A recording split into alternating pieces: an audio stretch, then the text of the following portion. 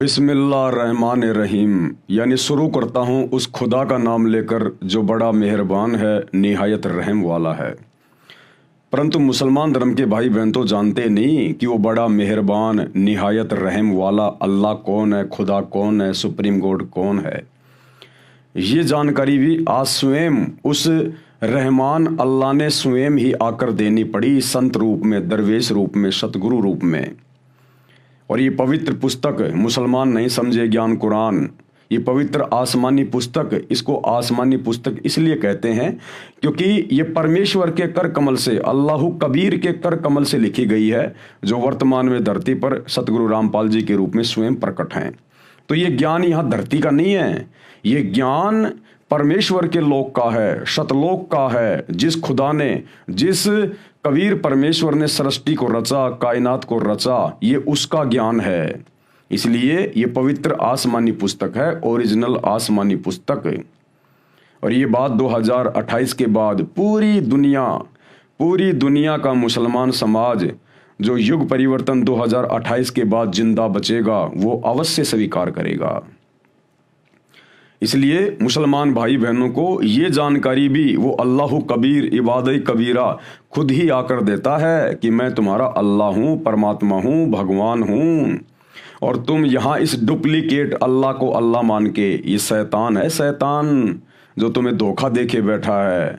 आज वर्तमान का पूरे विश्व का मुस्लिम समाज जिसे अपना खुदा मानता है, अल्लाह मानता है कि भाई उसने हज़रत मोहम्मद जी के ऊपर अपने फरिश्ते जब्राइल के माध्यम से या स्वयं जो कुरान शरीफ की आयतें नाजिल की थी वो हमारा खुदा है, अल्लाह है। नहीं, यही तो सबसे बड़ी भूल है। वो शैतान है, शैतान काल। ये पूरी हकीकत आपको उस समय समझ में आएगी जब आप सतगुरु रामपाल जी के प्रवचन सुनना शुरू करेंगे, उनके द्वारा बताई गई सृष्टि रचना को सुनेंगे, यूट्यूब पर उनके सत्संग देखेंगे और इस पुस्तक को अंत तक देख लेंगे। जितने भी वीडियो इसके ऊपर बनाए जा रहे हैं बिल्कुल क्लियर हो जाएगा, आप लोगों की शंकाओं का समाधान हो जाएगा, अंधेरा आंखों के आगे से हट जाएगा। परमेश्वर को लेकर, अल्लाहु कबीर को लेकर पूरा मुसलमान समाज इसी धोखे में है शैतान की प्रेरणा से कि अल्लाह तो धरती पे नहीं आता, अल्लाह मनुष्य शरीर में नहीं आता, अल्लाह खाता पीता नहीं है, अल्लाह तो बेचून है, अल्लाह दिखाई नहीं देता। अरे फिर वो अल्लाह ही क्या जो ना दिखाई देता, ना खाता, ना पीता, फिर वो है क्या, करता क्या? फिर वो जिसको किसी ने देखा ही नहीं, फिर ये दावा कैसे करते हो कि वो अल्लाह है? तो भैया अल्लाह साकार है, आप और हमारे जैसा है। अल्लाह ने हमें अपने रूप में बनाया है, बाइबल से आप जी प्रमाण देख चुके हैं। और सबसे बड़ी बात, वो अल्लाह जिसने पूरी कायनात को रचा, वो आज धरती पर सतगुरु रामपाल जी के रूप में स्वयं ही प्रकट है। देर सवेर ये बात पूरे विश्व को स्वीकार करनी पड़ेगी, या तो प्यार प्रेम से युग परिवर्तन से पहले सतगुरु के सत्संग सुनकर, या फिर युग परिवर्तन के बाद शैतान की चोट खाकर। तो शुरू करते हैं उसी अल्लाह इबादत कबीरा सुप्रीम गॉड के नाम से उनका जयकारा लगाते हुए। बिस्मिल्लाहिर्रहमानिर्रहीम। परमपिता परमात्मा, सारी सृष्टि के रचनहार, कुल मालिक, असंख्य ब्रह्मांडों के स्वामी, जगत गुरु, तीनों लोकों में प्रवेश करके सबका भरण पोषण करने वाले, राजाधिराज, आत्माधार, नाथों के नाथ, देवों के देव महादेव, सर्वेश्वर, महेश्वर, मृत्युंजय, अजरो अमर, आदि अनादि, सनातनी प्रभु, जगत पिता जगदीश्वर, श्री श्री 1008 की उपाधि के वास्तविक अधिकारी, अकाल मूरत शब्द स्वरूपी राम वासुदेव, सर्वगतम ब्रह्म, परम पूज्य, प्रथम पूज्य, परम संत, परम पुरुष, परम धनी, परम दयालु, सत्य कबीर, हक्का कबीर, अल्लाहु कबीर, अल्लाहु अकबर, बाखबर, अल्लाह ताला, जगत के तारणहार, जगत के मुक्तिदाता, जगत के जगन्नाथ, हारे के सहारे, हिंदुओं के राम, मुसलमानों के अल्लाह, सिखों के वाहिगुरु, ईसाइयों के मसीह, दया के सागर दयानिधि, करुणा के सागर करुणानिधि, स्वयंभू परिभू, संकट मोचन, कष्ट हरण, मंगल करण, दुख भंजन, अविगत कबीर, निर्विकार निर्विषम परमात्मा, अलय अलेख सतगुरु, आदि अनादि सतगुरु, असली मर्यादा पुरुषोत्तम, असली राम, असली कृष्ण, असली घनश्याम, असली मुरारी, राजाओं के राजा, महाराजाओं के महाराजा, शहंशाहों के शहंशाह, सम्राटों के सम्राट, भगवानों के भगवान, अल्लाहों के अल्लाह, प्रभुओं के प्रभु, मसीहाओं के मसीह, सच्चे वाहे गुरु, बाबाओं के बाबा, पीरों के पीर, सेठों के सेठ, जगत सेठ, सावड़सा सेठ, सर्वगुण संपन्न, अनंत कोटि कलाओं के स्वामी, अनंत कोटि ब्रह्मांडों के नायक, योगियों में महायोगी, ध्यानियों में महाध्यानी, सिद्धों में परम सिद्ध, ज्ञानियों में तत्व ज्ञानी, ब्रह्म ज्ञानी, महाज्ञानी, परम ज्ञानी, सर्वश्रेष्ठ ज्ञानी, विज्ञानी, युवा कबीर, समृद्ध कबीर, असंवाद, अमित ओझा, सच्चे रहनुमा, करीम अल्लाह, सुभान अल्लाह, दुनिया के अंतिम पैगंबर। 8 सितंबर 1951 से गांव धनाना, जिला सोनीपत, हरियाणा, भारतवर्ष की पावन भूमि पे प्रकट रियल कल की भगवान श्री नारायण साकार हरि, श्री बाबा साहेब, नूर अनंत परमात्मा, सच्चे दरवेश, सच्चे मुर्शिद, संत श्रोमणी सतगुरु रामपाल जी परमेश्वर जी के चरण कमल में लाइव वीडियो देख रहे देश विदेश से आप और हम सभी भाई बहनों का अनंत कोटि दंडवत प्रणाम। तो भाई और बहनों, ये पवित्र पुस्तक जो परम पूज्य परमेश्वर इबादई कबीरा सतगुरु रामपाल जी ने धरती पे प्रकट होकर लिखी है, पूरे विश्व के मुसलमान समाज के लिए, उनको सच्चे खुदा और सच्ची इबादत की जानकारी देने के लिए। यदि आपने अभी तक इस पुस्तक पर बन चुके पहले के 6 वीडियो नहीं देखे हैं तो आपको ज़रूर देखने चाहिए। उनमें बहुत सारी ऐसी बातें हैं जो बातें आपके मुल्ला मौलवियों ने आपको कभी भी नहीं बताई होंगी। तो उन वीडियो को देखे बिना आप जी आगे की वीडियो नहीं समझ पाएंगे।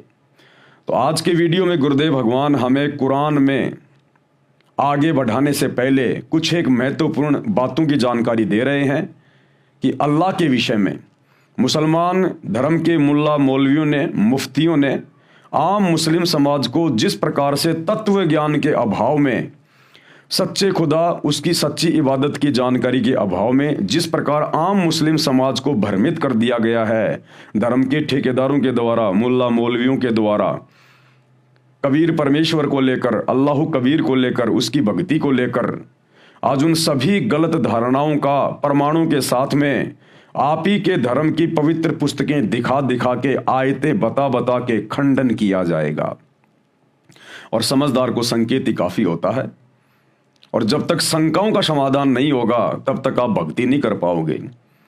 और सूक्ष्म वेद 5वें वेद में कहा गया है कि मां मुंडू उस संत की जिससे संशय ना जाए, कि धिक्कार है उस संत को, उस धर्म गुरु को जो समाज की शंकाओं का समाधान ना कर सके। कहते मां मुंडू उस संत की जिससे संशय ना जाए, काल खात है थोड़े बहुत, शंका सब जग को खाए। ये काल तो रोजाना 1 लाख ही खाता है, लेकिन ये शंका ये पूरी दुनिया को खाए बैठी है, किसी को सही भक्ति नहीं करने दे रही है। तो भाई और बहनों, आगे बढ़ते हैं आज इस पवित्र पुस्तक में। पवित्र पुस्तक मुसलमान नहीं समझे ज्ञान कुरान, और इस पुस्तक का आज ये 7वें नंबर का वीडियो है। परमेश्वर हमें क्या कुछ समझा रहे हैं। पवित्र ग्रंथ कुरान में प्रवेश से पहले, यानी हम कुरान शरीफ में आगे बढ़ें, आप लोगों को बहुत सारे प्रमाण और सबूत दिखाएं एकमात्र सुप्रीम गॉड के विषय में, उसकी सच्ची इबादत के विषय में। उससे पहले बहुत सारी बातें जो धर्म गुरुओं के द्वारा समाज में फैला रखी हैं, जो उनकी अपनी मनमानी बातें हैं, आज उनका खंडन किया जाएगा। पवित्र ग्रंथ कुरान में प्रवेश से पहले पाक ग्रंथ कुरान को समझने के लिए कुछ मुख्य बातें हैं जिनका ध्यान रखना अनिवार्य है। नंबर 1, कुरान मजीद का ज्ञान नाजिल करने वाले खुदा ने, यानी शैतान ने, कुरान शरीफ या कुरान मजीद का ज्ञान हजरत मोहम्मद जी पर नाजिल किया था। शैतान ने, हिंदू धर्म में जिसको काल कहते हैं, उसने अपने नबी ए करीम मोहम्मद वसल्लम को सृष्टि की उत्पत्ति करने वाले अल्लाह के विषय में संपूर्ण जानकारी नहीं दी, क्योंकि शैतान को स्वयं नहीं पता उस कबीर अल्लाह के विषय में, उसकी सच्ची इबादत के विषय में। तो भला अपने नबी हजरत मोहम्मद को वो शैतान, वो काल कहाँ से पूरी जानकारी उपलब्ध करवा देता। और जब नबी हजरत मोहम्मद को सृष्टि की उत्पत्ति के विषय में पूरी जानकारी नहीं है, तो भला कुरान शरीफ और कुरान मजीद में पूरी जानकारी कहाँ से मिल जाएगी, और कहाँ मुसलमान धर्म के मौलानाओं और आम मुस्लिम भाई बहनों के पास में होगी। इसका प्रमाण है सूर फुरकानी 25 आयत नंबर 59 में लिखा है कि हे मोहम्मद, अल्लाह ने सारी कायनात को 6 दिन में उत्पन्न किया, फिर आसमान में तख्त सिंहासन पर जा बैठा। उसकी खबर यानी संपूर्ण जानकारी किसी बाखबर यानी जानकार यानी तत्वदर्शी संत से पूछो। मुसलमान भाई जिसे अपना अल्लाह कहते हैं, खुदा कहते हैं, शैतान, अगर उसके पास में संपूर्ण जानकारी होती उस सुप्रीम गॉड के विषय में, पूरी सृष्टि की रचना के विषय में, सच्ची इबादत के विषय में, मोक्ष के विषय में, तो सूरत फुरकानी 25 आयत नंबर 59 में वो ये बिल्कुल भी ना कहता अपने नबी हजरत मोहम्मद को कि जिस अल्लाह ने 6 दिन में आसमान और ज़मीन के बीच में जो भी कुछ था उसको रचा और 7वें दिन तख्त यानी सिंहासन पे जा विराजा, उसकी खबर किसी बाखबर से जा पूछो। अगर उस डुप्लीकेट अल्लाह उस शैतान को पता होता तो वो किसी बाखबर से जाकर पूछने की बात नहीं कहता, नीचे एक आयत और लिख देता कि वो सुप्रीम गॉड, वो अल्लाह कबीर कहाँ रहता है, क्या करता है, कैसे मिलता है और क्या उसकी इबादत की प्रक्रिया है। लेकिन इस डुप्लीकेट अल्लाह को भी नहीं पता, इस शैतान को भी नहीं पता, इसीलिए तो कह रहा किसी बाखबर से जाके पूछो, वो बताएगा। इसका मतलब ना तो कंप्लीट ज्ञान मोक्ष का और कबीर परमेश्वर का, रियल खुदा का, ना तो हजरत मोहम्मद जी के पास है और ना ही कुरान शरीफ में, कुरान मस्जिद में है, और ना मुसलमान भाइयों के डुप्लीकेट अल्लाह के पास में है। फिर बेचारे आम मुस्लिम भाई बहनों के पास में ये ज्ञान कहाँ से आएगा। तो भाई और बहनों, वो बाखबर जिसके विषय में कहा जा रहा है कि उससे जाकर पूछो पूरी जानकारी अल्लाह के विषय में, उसकी सच्ची इबादत के विषय में, वो बाखबर वर्तमान में धरती पर सतगुरु रामपाल जी के रूप में प्रकट है। पूरे विश्व के मुसलमानों का सौभाग्य है अगर अपना आत्म कल्याण करवा सकते हैं तो। उसी बाखबर को गीता जी में तत्वदर्शी संत की संज्ञा दी गई है, अध्याय 4 श्लोक नंबर 34 में। ये वही खुदा है डुप्लीकेट जिसने गीता जी का भी ज्ञान दिया है। हिंदू धर्म में इसको काल कहते हैं। इसने अर्जुन से कहा श्री कृष्ण जी के शरीर में प्रेतवश प्रवेश करके गीता जी का ज्ञान बोलते समय कि अगर तुझे उस परम सनातन धाम की प्राप्ति करनी है जहाँ जाने के बाद भगत कभी लौटकर इस संसार में नहीं आता, जन्म और मरण में नहीं आता, उसके लिए तू किसी तत्वदर्शी संत की खोज कर। वो तत्वदर्शी संत तुझे बताएगा कि पूर्ण मोक्ष कैसे होगा। तो इस शैतान को, इस काल को कंप्लीट जानकारी नहीं है अध्यात्म के विषय में, पूर्ण परमात्मा के विषय में। नंबर 2, सूर अस-सूरा 42 आयत नंबर 1 और 2 में कोड वर्ड यानी जो मुक्ति के मंत्र हैं, जो मोक्ष के मंत्र हैं, जिनको जपने से मुक्ति होगी, चाहे हिंदू हो चाहे मुसलमान हो, पूरे विश्व का मानव जब तक उन 3 मंत्रों को प्राप्त नहीं करेगा जो मुसलमान धर्म की पवित्र पुस्तक में लिखे हुए हैं। कहाँ? सूर अस-सूरा 42 आयत नंबर 1 और 2 में, लेकिन वो कोड वर्ड में हैं, सांकेतिक शब्द हैं। उनका ज्ञान किसी मुसलमान को नहीं है। जो अहम है यानी बहुत ही महत्वपूर्ण है।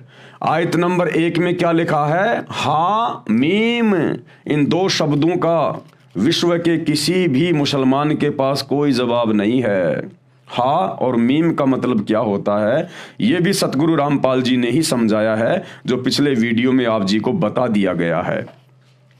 और ऐन सीन काफ ये हैं वो 3 मंत्र, लेकिन ये कोड वर्ड में हैं, ये सांकेतिक हैं। ऐन सीन काफ ये जपने के मंत्र नहीं है।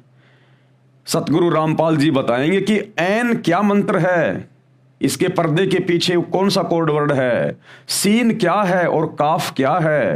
वो 3 मंत्र क्या हैं जिनके जपने से पूर्ण मुक्ति होगी, मोक्ष होगा, जन्म मरण का रोग समाप्त होगा, नरक में जाने से बच सकते हो, 84 में गधे कुत्ते सूअर बनने से बच सकते हो। यही 3 मंत्र गीता जी अध्याय 17 श्लोक नंबर 23 में लिखे हुए हैं। ओम तत् सत, क्योंकि दोनों ग्रंथों का ज्ञान देने वाला डुप्लीकेट अल्लाह वही है, शैतान। तो ना हिंदुओं को पता कि ओम तत्सत का क्या मतलब है, और ना विश्व के किसी मुसलमान और मौलानाओं को पता कि ऐन सीन काफ क्या है। और मुसलमान धर्म के अनुवादकों ने तो यहां तक लिख दिया कि इन आयतों का अर्थ तो अल्लाह ही जानता है। तो भाई वो अल्लाह आज धरती पे आ चुका है और उस अल्लाह ने इन तीनों का भेद खोल दिया है। उस अल्लाह ने पूरी जानकारी निकाल के रख दी है, नींबू की तरह निचोड़ के रख दिया। मुसलमान धर्म की पुस्तकों को जो सार ज्ञान था वो निकाल के दे दिया है, और कई हजारों की संख्या में मुसलमान भाई बहन सतगुरु रामपाल जी से उपदेश लेकर अपनी आत्मा का कल्याण करवा रहे हैं, और ये 3 मंत्र ऐन सीन काफ इसका जाप कर रहे हैं। जो जाप करने का नाम है, नाम के जाप बिन जीव का कल्याण नहीं हो सकता। नंबर 3, नबी मोहम्मद जी को कुरान ज्ञान देने वाला खुदा प्रत्यक्ष नहीं मिला। यानी हजरत मोहम्मद को जिसने कुरान शरीफ का ज्ञान दिया था वो उनको प्रत्यक्ष आके नहीं मिला। वो किसी के सामने प्रकट नहीं होता। वो शैतान, वो काल, उसने सौगंध खा रखी है, उसने कसम खा रखी है अपनी पत्नी दुर्गा के माध्यम से और अपने तीनों पुत्रों ब्रह्मा विष्णु महेश के माध्यम से सबको धोखे में रख के यहां पर भ्रमित किए बैठा है। वो किसी के सामने नहीं आता। पर्दे के पीछे से नमाज आदि करने का हुक्म हुआ था। अगर वो परमात्मा था, खुदा था, तो खुदा का तो चेहरा देखने से खुशी होगी, उसको मिलना चाहिए था। हजरत मोहम्मद जी के सामने प्रत्यक्ष प्रकट होना चाहिए था कि हजरत मैं हूं तेरा अल्लाह, मैं हूं तेरा खुदा। अरे वो भगवान काहे का जो अपने भक्तों से छुपता हुआ फिरे? वो अल्लाह कोई चोर है, कोई डकैत है, कोई कुकर्म कर रखा है क्या जो अपने भक्तों के सामने नहीं आता? अरे जो बाप अपने बच्चों के सामने नहीं आ रहा, इसका मतलब उसका मुंह काला है, यानी उसने कोई कुकर्म कर रखा है, उसको शर्म लग रही है, अपनी बेइज्जती का डर है, इसलिए वो अपने बच्चों के सामने नहीं आता। अन्यथा खुदा, हम सबका पिता, हम सबका बाप, जिसने हमको पैदा किया, और वो हमारे सामने आने से डर रहा है? क्यों डरेगा वो? लेकिन मुसलमान भाई जिसे अपना अल्लाह मानते हैं, खुदा मानते हैं, वो शैतान है। जब आप सतगुरु रामपाल जी के द्वारा बताई गई सृष्टि रचना को पढ़ेंगे, यूट्यूब पर जाकर वीडियो देखेंगे, सृष्टि रचना संत रामपाल जी, तो ये शैतान, ये काल कौन है जिसे मुसलमान भाई अपना खुदा मानते हैं, अल्लाह मानते हैं? ये क्यों किसी के सामने नहीं आता? इसने क्या गलती कर रखी है उस परमेश्वर के दरबार में, जिस कारण से उस अल्लाह कबीर ने, ओरिजिनल गॉड ने इसको श्राप दे रखा है, जिस कारण से ये किसी के सामने नहीं आता। नबी मोहम्मद जी को कुरान ज्ञान देने वाला खुदा प्रत्यक्ष नहीं मिला, पर्दे के पीछे से नमाज आदि करने का हुक्म हुआ। नंबर 4, नबी मोहम्मद जी को डरा धमकाकर कुरान मजीद वाला ज्ञान नाजिल किया, यानी उतारा। नबी मोहम्मद वसल्लम ने बताया था कि मेरा गला घोंट घोंट कर जिब्राइल फरिश्ते ने कुरान ज्ञान पढ़ने के लिए विवश किया, क्योंकि हजरत मोहम्मद जी अशिक्षित थे, वो पढ़े लिखे नहीं थे, उनको अक्षर ज्ञान नहीं था, अनपढ़ थे, और वो कह रहे हैं कि मेरे ऊपर जिब्राइल नाम के फरिश्ते ने मुझे डरा धमका के, मेरा गला घोट घोट के, दबा दबा के, और ज़बरदस्ती मेरे आत्मा में मेरा सीना चाक करके वो कुरान शरीफ की आयतें नाजिल की। अरे अल्लाह ऐसा करेगा क्या? अल्लाह अपने बच्चों को कभी दुख देगा, तकलीफ देगा क्या? अल्लाह इस प्रकार से मार मार के कुरान शरीफ पढ़ाएगा क्या अल्लाह? ये तो शैतान के काम है, काल के काम है। पिता कभी अपने बच्चों को दुख नहीं देता, दर्द नहीं देता। अरे वो खुदा, उसके पास तो असंख्य सिद्धियां हैं, वो तो 1 सेकंड में अपने नबी का दिमाग चेंज कर दे, अनपढ़ को पढ़ा के रख दे, डरा धमका के, सीना चाक करके, अंदर आयतें डालना, फरिश्तों के माध्यम से डराना धमकाना। बेचारे हजरत मोहम्मद जी के पसीने छूट जाते थे, थर थर कांपा करता था डर के मारे जब उसके ऊपर आयतें नाजिल होती थी। तो वो ज्ञान ले रहा था, अज्ञान ले रहा था। क्या अल्लाह इतना भी समर्थ नहीं है जो प्यार प्रेम से किसी के अंदर अपना ज्ञान समाहित कर सके? अरे आदरणीय गरीबदास जी महाराज जी की जीवनी पढ़ना, गांव छुड़ानी, जिला झज्जर हरियाणा वाले की। यही कबीर परमात्मा अल्लाह कबीर जिंदा बाबा के रूप में 350 साल पहले गांव छुड़ाने में उनको आकर मिले और उनकी आत्मा को निकाल कर अपने शतलोक में लेकर गए, सचखंड में लेकर गए, 7वें आसमान पर उनको सारे ब्रह्मांड दिखाए, ब्रह्मा विष्णु महेश दिखाया, काल दिखाया, ये शैतान दिखाया, दुर्गा दिखाई, इनके लोक दिखाए, अपने सचखंड में लेके गए, वहाँ का वो सुंदर शहर दिखाया, वो नगर दिखाया, वहाँ के सुख दिखाए, ठाट बाट दिखाए कि बच्चों तुम पहले यहाँ रहा करते थे, तुम सब नीचे जो काल के शैतान के जाल में फंसे हुए हो ना, तुम यहाँ मेरे पास में रहा करते थे। और गरीबदास जी का परमेश्वर ने ज्ञान योग खोल दिया, उनको डराया नहीं, उनको धमकाया नहीं, उनका सीना चाक नहीं किया, गरीबदास जी के पसीने नहीं आए, उनकी जीवनी पढ़ना। परमेश्वर ने अपना आशीर्वाद दे दिया, अल्लाह कबीर ने उनका ज्ञान योग खोल दिया, उनकी दिव्य दृष्टि खोल दी। वो ज्ञान, वो घटनाएं लाखों साल करोड़ों साल पहले की और आगे की गरीबदास जी की आंखों के सामने यों की यों चित्रित हो रही हैं। और गरीबदास जी ने 24,000 वाणियों से युक्त और विश्व की सभी भाषाओं के शब्दों से युक्त अमर ग्रंथ सदग्रंथ साहिब की रचना की। ये होता है ज्ञान देना अल्लाह के द्वारा। और एक हजरत मोहम्मद को ज्ञान दिया गया, आयतें नाजिल की गई, डराया, धमकाया, गला घोटा गया, पसीने छूट गए, बेचारे की बुखार चढ़ जाता था। तो वो शैतान था, वो शैतान काल, अल्लाह नहीं था। आप लोगों को विश्वास के लिए कहीं किसी के मन में शंका ना रह जाए कि भाई सतगुरु रामपाल जी अपनी पुस्तक में यूं ही लिख रहे हैं हमको भ्रमित करने के लिए, क्योंकि चाहे हिंदू हो चाहे मुसलमान हो, ये मुल्ला मौलवी किसी को सच्चाई बताते नहीं तो फिर इनका धार्मिक धंधा खत्म हो जाएगा, इनकी रोजी रोटी पे संकट आ जाएगा। और आम मुस्लिम, आम हिंदू बेचारा इन ग्रंथों को कभी पढ़ता नहीं, कभी सच्चाई से वो परिचित नहीं हुआ। तो भाई और बहनों, सच्चाई अब खुदा आके बता रहा स्वयं धरती पे, सतगुरु रामपाल जी। और अपनी आंखों से देख लो, ये जीवनी हजरत मोहम्मद जी की है सल्लल्लाहु अलैहि वसल्लम। ये सतगुरु रामपाल जी ने नहीं लिखी है, ये सैकड़ों वर्षों से आप मुसलमान भाई लिख रहे हैं, आप लोग इसको पढ़ रहे हैं। और किसने लिखी है देख लो, मोहम्मद इनायतुल्लाह शुबानी इसके लेखक हैं। जीवनी हजरत मोहम्मद सल्लल्लाहु अलैहि वसल्लम, मोहम्मद इनायतुल्लाह शुबानी, अनुवाद नसीम गाजी फलाही। ये टेलीफोन नंबर है जहाँ से हम लोग खरीद के लाए थे, Madina Islamic book depot centre 273 Ramganj बाजार जयपुर, ये उनके मोबाइल नंबर हैं। कहीं आप सोचो कि पवन दास ने अपने घर से बना दी होगी। मरकजी मकतबा इस्लामी पब्लिशर्स नई दिल्ली 110025। ये सारे सब कुछ इनके कॉपीराइट वगैरह, ईमेल वगैरह, कहाँ से छपी है, क्या एड्रेस है, ये सारा सब कुछ लिखा हुआ है ताकि किसी को कोई शंका ना हो। और इस पुस्तक में जब हम आगे बढ़ेंगे, पेज नंबर 70 पे, पेज नंबर 70 पे जब आप बढ़ोगे, 70, 71, 72, ये 3 पेज इसके पढ़ के देख लेना। जिस समय हजरत मोहम्मद जी के ऊपर शैतान के द्वारा, उस डुप्लीकेट अल्लाह के द्वारा आयतें नाजिल की गई थी जबराइल फरिश्ते के माध्यम से, तो क्या हालत हो गई थी बेचारे की हजरत मोहम्मद की। मन में तरह तरह के विचार गूंजने लगते, आपको अपने बारे में शक होने लगता, कहीं मैं मानसिक रोगी तो नहीं।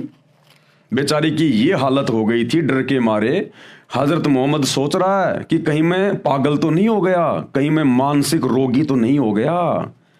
अरे भगवान, अगर खुदा अगर किसी को मिलेगा और अपना ज्ञान देगा, आयतें उतारेगा, तो ऐसी हालत हुआ करती है क्या भगत की, जैसी बेचारे हजरत मोहम्मद की हो गई। इतना मानसिक संतुलन खो बैठा, डिस्टर्ब हो गया पागलों की तरह। उसकी जीवनी में लिखा जा रहा है, क्या कह रहे हैं, मन में तरह तरह के विचार गूंजने लगते, आपको अपने बारे में शक होने लगता, कहीं मैं मानसिक रोगी तो नहीं, कहीं मुझ पर भूत प्रेतों का कोई असर तो नहीं है। अरे भूत प्रेतों का ही तो असर था। ये शैतान, मुसलमान जिसे अपना अल्लाह समझते हैं, ये भूतों का सरदार ही तो है, ये प्रेतों का सरदार ही तो है शैतान। कहीं भूत प्रेतों का कोई असर तो नहीं। आपने अपनी बीवी खदीजा को सारा हाल सुनाया, दिल पर जो बीत रही थी वह भी बताया। खदीजा ने सारी बातें ध्यान से सुनी, फिर आपको ढारस बधाई, आपको हिम्मत दी। और क्या बोली? मेरे जीवन साथी आप फिक्र ना करें, आप जैसे सज्जन पर शैतान कैसे काबू पा सकता है? अरे उसने तो पा लिया। फिर जब रमजान आया तो आप सलल यानी हजरत मोहम्मद जी पहले की तरह फिर गुफा में चले गए, हर चीज से कटकर चिंतन मनन और इबादत में लग गए। इबादत करता किसकी बेचारा? इबादत करने को थी नहीं उसके पास में। किसी समय घर वाले भी आ जाते, वे आपको देखकर अपनी आंखें ठंडी करते और कुछ खाना पानी रख जाते। यानी गुफा में जाके, हीरा की गुफा में जाके और समाधि लगा के बैठ जाया करता था, क्योंकि ये अच्छी आत्मा थी, ये शंकर जी के लोक से आई हुई आत्मा थी। हजरत मोहम्मद जी शंकर जी के गण थे, तो इनको भक्ति करने की वो तड़फ थी, लेकिन मार्ग इनको मिल नहीं रहा था। हर चीज से कटकर चिंतन मनन और इबादत में लग गए। किसी समय घर वाले भी आ जाते, वे आपको देखकर अपनी आंखें ठंडी करते और कुछ खाना पानी रख जाते। बेचारे घर वाले आ जाते और देख जाते कि हाँ भाई भगत जी ठीक ठाक बैठे हैं, कोई दिक्कत ताकत नहीं है इनको फिलहाल, तो घर वाले भी थोड़ा सब्र करते। गरीब और जरूरतमंद भी आते रहते, आप उनकी भी मदद करते। इसी तरह रमजान के कुछ दिन बीत गए। एक दिन आप सलल गुफा में आराम कर रहे थे, सुबह का सुहाना समय था। अचानक एक फरिश्ता दिखाई दिया। अब वो जबरील आ गया, शैतान के द्वारा भेजा गया फरिश्ता। अचानक एक फरिश्ता दिखाई दिया, बहुत ही खूबसूरत और हसीन फरिश्ता, हाथ में हसीन रेशम का एक टुकड़ा भी था। बोला पढ़ो। अब वो जिब्राइल नाम का फरिश्ता आया और हजरत मोहम्मद को बोला पढ़ इसको। अब हजरत मोहम्मद बेचारा अनपढ़, क्या पढ़े भाई? वो बोला साहब मुझे तो पढ़ना नहीं आता। तो उस फरिश्ते ने हजरत मोहम्मद को डराया, धमकाया, उसका गला दबाया और जबरदस्ती उसका सीना चाक करके वो आयतें उसके अंदर डाली। आप सलल घबरा गए और फरमाया मुझे पढ़ना नहीं आता। आप सलल को ऐसा महसूस हुआ जैसे वह शरीर को भींच रहा है, जैसे प्रेत शरीर को भींचता है ना, ऐसे जबरदस्ती करता है, जैसे वह शरीर को भींच रहा है। फिर छोड़ दिया और कहा पढ़ो। फरमाया मुझे पढ़ना नहीं आता। अब बेचारा हजरत मोहम्मद बोला भाई साहब मुझे पढ़ना नहीं आता, जबरदस्ती क्या पढ़ूं मैं? फिर आप सलल को महसूस हुआ जैसे वह शरीर को भींच रहा है, फिर छोड़ दिया और कहा पढ़ो। आप सलल को अंदेशा हुआ कि वह फिर शरीर और भींचेगा और इस बार और जोर से भींचेगा। अब हजरत मोहम्मद जी बेचारे डर गए पूरी तरह से कि 2 बार तो इसने मेरे को भींच लिया, जान निकलने वाली हो गई, अब की बार भी ये मुझे भींचेगा। इसी प्रकार से डर गया बेचारा और बोला क्या पढ़ूं? हजरत मोहम्मद जी बोले क्या पढ़ूं भाई? फरिश्ता बोला पढ़ो अपने रब के नाम से जिसने पैदा किया इंसान को खून की फुटकी से। पढ़ो तुम्हारा मेहरबान रब ही है जिसने कलम से सिखाया इंसान को वह कुछ सिखाया जो उसे मालूम ना था। फरिश्ते के बताने पर आप सल्लल्लाहु ने यानी हजरत मोहम्मद ने पढ़ा, पढ़ते ही याद हो गया। यानी फरिश्ते की शक्ति से हजरत मोहम्मद ने पढ़ा तो पढ़ते ही याद हो गया, चित्त पर अंकित हो गया, यानी दिमाग में बिल्कुल याद हो गया। फिर फरिश्ता चला गया। आप सलल उठ खड़े हुए, भय से दिल बैठा जा रहा था। मुसलमान भाइयों ध्यान से पढ़ो। अरे अगर अल्लाह मिलेगा या अल्लाह का भेजा हुआ कोई फरिश्ता आएगा तो वो डराएगा नहीं, धमकाएगा नहीं। अरे हम इबादत क्यों करते हैं, भक्ति क्यों करते हैं? अल्लाह की प्राप्ति के लिए, अल्लाह को देखने के लिए, अल्लाह के लोक में जाने के लिए। और यहां तो भैया फरिश्ते से इतना डर बैठ रहा है और अपने उस डुप्लीकेट अल्लाह को देख लोगे तो कलेजा बाहर आ जाएगा। उस शैतान का चेहरा अगर देख लोगे तो, जो सतगुरु रामपाल जी ने बताया, विकराल चेहरा, लंबे लंबे दांत, ओछा माथा, भयंकर। जब फरिश्ते से इतना डर गया हजरत मोहम्मद, तुम्हारा नबी डर गया, तो सोचो जब तुम लोग आम मुसलमान, आम व्यक्ति अगर कभी आमना सामना हो गए तो क्या हाल होगा? तुम क्या इबादत कर रहे हो? क्या भगवान अपने बंदे के ऊपर इस प्रकार से आयतें नाजिल करता है क्या? ये शैतान का काम है। भय से दिल बैठा जा रहा था, घबराहट से चेहरा उतरा हुआ था। आप सहमी सहमी निगाहों से गुफा में हर तरफ देखने लगे, डर के मारे देखने लगे मोहम्मद जी कहीं है या गया, है या गया। भयभीत हो गया बेचारा, घबराहट से चेहरा उतरा हुआ था। आप सहमी सहमी निगाहों से गुफा में हर तरफ देखने लगे। हैरानी और घबराहट की हालात थी। दिल ही दिल में सोचने लगे। अब मन ही मन में क्या सोचने लगे हजरत मोहम्मद जी, अभी मुझे किसने बातें की हैं, कौन मुझे पढ़ा कर गया है। अरे अगर वो करीम अल्लाह, सुभान अल्लाह, रहमान अल्लाह अगर आता तो प्यार प्रेम से आता, उसके सामने बैठता, मीठी मीठी बातें करता और अपना आशीर्वाद दे के हजरत मोहम्मद के अंदर पूरा का पूरा ज्ञान डाल देता। तोते की तरह बोलने लग जाता, तोते की तरह। जब आप सतगुरु रामपाल जी के सत्संग सुनना शुरू करेंगे तो आपको पता चलेगा ये कबीर परमेश्वर, कबीर अल्लाह जब 650 साल पहले बनारस के काशी में आए थे, 120 साल तक लीला करके सहशरीर अपने सतलोक गए थे। तो एक समय बनारस के तोताद्री शहर में पंडितों का भंडारा था। वहां पर कबीर परमेश्वर ने, इस कबीर भगवान ने, सुप्रीम गॉड ने एक भैंसे को जो कि घास चर रहा था, उस भैंसे को इशारा किया कि भैंसाराम इधर आ, क्योंकि वहां पर पंडितों का भंडारा चल रहा था। और कबीर जी उस समय जुलाहा जाति में आए हुए थे, लीला कर रहे थे और उनके मुंह बोले गुरु थे पंडित रामानंद जी। तो ब्राह्मणों को पता था कि पंडित रामानंद जी आएंगे तो वो कबीर भी आएगा, और कबीर नीची जाति का है। ब्राह्मणों के भंडारे में अगर वो भोजन करने गया तो हमारी तो बेइज्जती हो जाएगी। तो पंडितों ने एक तरीका खोजा कि उस कबीर को दूर करने का एक ही तरीका है। कबीर है जुलाहा, अनपढ़ है, उसको वेदों का पता नहीं, तो हम एक शर्त रखेंगे कि भैया ब्राह्मणों के भंडारे में जो भोजन करेगा वो चारों वेदों के एक एक श्लोक सुनाएगा। तो कबीर को तो आते नहीं श्लोक, वो पंडित ऐसा सोच रहे थे और हमारी ये बला टल जाएगी, कबीर दूसरे भंडारे में जाके भंडारा कर लेगा। तो जैसे कबीर जी भंडारे में जाने लगे, पंडित उन्हें रोक दिया, बोला जी 4 वेदों के एक एक श्लोक सुनाओ। तो कबीर जी ने, अल्लाह कबीर ने, इस समर्थ भगवान ने, मुसलमानों ध्यान देना, क्या होता है ज्ञान देना, क्या होता है दिव्य दृष्टि खोलना, क्या होता है आयतें नाजिल करना। इस कबीर अल्लाह ने, सुप्रीम गॉड ने, एक भैंसाराम घास चर रहा था, केवल हाथ का इशारा किया था, भैंसाराम इधर आना। उनको तो हाथ का इशारा करने की भी जरूरत नहीं थी, लेकिन वो तो उन पंडितों को दिखाने के लिए परमेश्वर ने कहा भैंसाराम इधर आ। तुरंत वो भैंसाराम, वो भैंसा तुरंत आ गया और खड़ा हो गया अपने परमेश्वर के सामने। और कबीर जी ने कहा कि भैंसाराम, इन पंडितों को चारों वेदों के एक एक श्लोक सुना दे।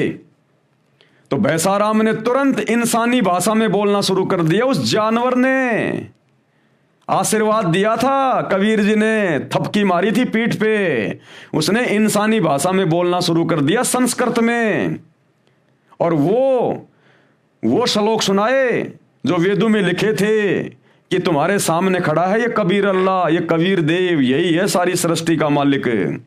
फिर कबीर परमेश्वर ने कहा कि भाई भैंसाराम, ये 4 वेदों के 4 मंत्र जो तूने पंडितों को संस्कृत में सुनाए ना, बेटा इनका हिंदी में भी अनुवाद करके बता दे इन पंडितों को, कहीं इनको शंका ना रह जाए कि भैंसाराम को हिंदी में अनुवाद करना नहीं आता। तो भैंसाराम ने हिंदी में अनुवाद किया कि ये तुम्हारे सामने जो खड़ा है ना, ये सारी सृष्टि का रचयिता है, पूरी कायनात का, ये कबीर देव, ये कबीर अल्लाह है ये।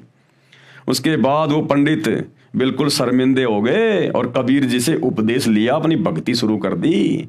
अरे तो वो कबीर भगवान, वो सुप्रीम गॉड, वो ओरिजिनल अल्लाह जब एक जानवर को, एक भैंसे को आशीर्वाद दे के संस्कृत बुलवा सकता है इतनी आसानी से, तो बताओ फिर हजरत मोहम्मद जी को यदि वही अल्लाह, सुप्रीम गॉड, अल्लाह कबीर यदि आयतें नाजिल कर रहा था या अपने फरिश्ते के माध्यम से करवा रहा था, तो उस अल्लाह ने भैया अपने बंदों को डराने की, धमकाने की, भयभीत करने की जरूरत नहीं है। ये शैतान था जो हजरत मोहम्मद जी को आयतें नाजिल करवा रहा था, और इसका यही तरीका होता है। भय से दिल बैठा जा रहा था, घबराहट से चेहरा उतरा हुआ था। आप सहमी सहमी निगाहों से गुफा में हर तरफ देखने लगे। हैरानी और घबराहट की हालत थी। दिल ही दिल में सोचने लगे, अभी मुझे किसने बातें की हैं, कौन मुझे पढ़ा कर गया है। फिर तेजी से गुफा से बाहर आए।